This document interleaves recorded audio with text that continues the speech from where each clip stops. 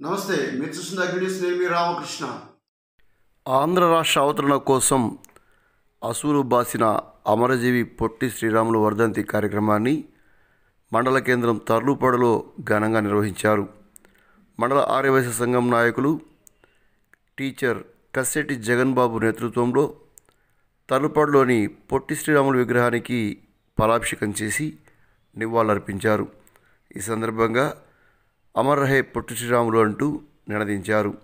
50 రోజుల పాటు నిరాహార దీక్ష చేసి తెలుగువారి కోసం ఆంధ్ర రాష్ట్రాన్ని సాధించి పెట్టిన మహనీయుడు పొట్టి శ్రీరాములని, ఆయన జీవితాన్ని ప్రతి వ్యక్తి కూడా అధ్యయనం చేయాలని, అంతటి మహనీయుడిని స్మరించుకోవడం సందర్భంగా ఆర్యవైశ్య సంఘ నాయకులు జగన్ బాబు, విజయభాస్కర్ తదితరులు కోరారు. కార్యక్రమంలో ఆర్యవైశ్య సోదరులతో పాటు నెహ్రూ కేంద్ర పుల్లయ్య, బీజేపీ నాయకులు జనార్దన్ తదితరులు పాల్గొన్నారు. జరిగింది 20 సంవత్సరాల పాటు. ఆ తర్వాత ఇంజనీరింగ్, శానిటరీ ఇంజనీరింగ్ ముంబైలో చేశారు.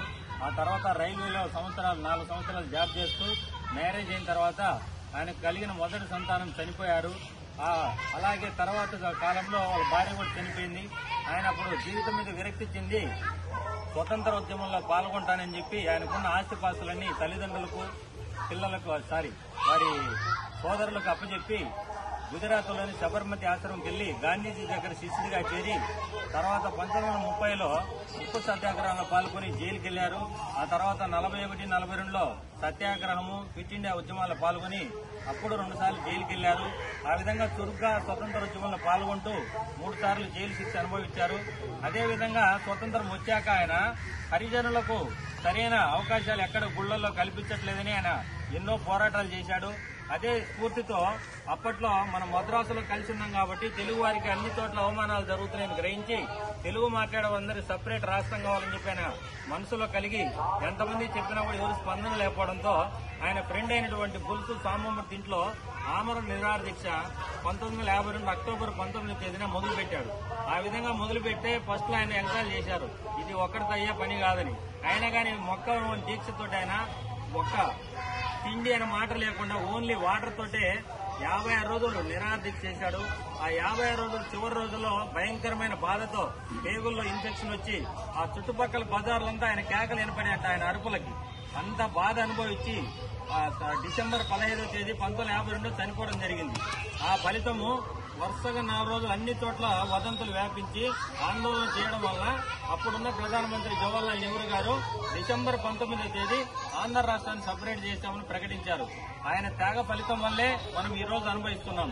ఫస్ట్ భాషా ప్రయుక్త రాష్ట్రంగా ఏర్పడింది మన ఆంధ్రప్రదేశ్ మాత్రమే. ఆయన త్యాగ ఫలితంలో ఈ రోజు మనం అంతా తెలుగు వారమంతా సపరేట్ గా ఉన్నాము. అదేవిధంగా ఆ ఫలితం 1953 అక్టోబర్ 1వ తేదీన మన రాష్ట్రం విడిపోయి సపరేట్ గా తమిళనాడు నుంచి ఆంధ్రప్రదేశ్ గా ఏర్పడింది.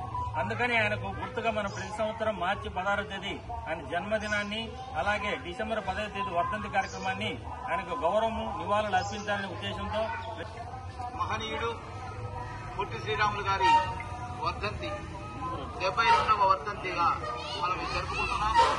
ఆయన ఒక కారణ జన్ముడు అంటే ఒక కారణం నిమిత్తమే వాళ్ళు జన్మనిస్తున్నారు. ఆ రకంగా వారు ఉమ్మడి మద్రాసు రాష్ట్రం నుండి మన ఆంధ్ర రాష్ట్రం సపరేట్ గా ప్రత్యేకంగా ఏర్పడడానికి కారణ జన్ముడై ఆయన అసూలు బాసి మనకు ఈ ఆంధ్ర రాష్ట్రాన్ని మనకు ప్రసాదించాడు. వారి త్యాగ ఫలితమే మనం ఆంధ్ర రాష్ట్రంలో ఈ రకంగా మనం ఉండడానికి కారణం. కాబట్టి ఈ రోజున వారి వర్ధంతి సందర్భంగా వారికి నివాళులు అర్పిస్తూ థ్యాంక్ యూ ఫర్ వాచింగ్ అగ్ని న్యూస్.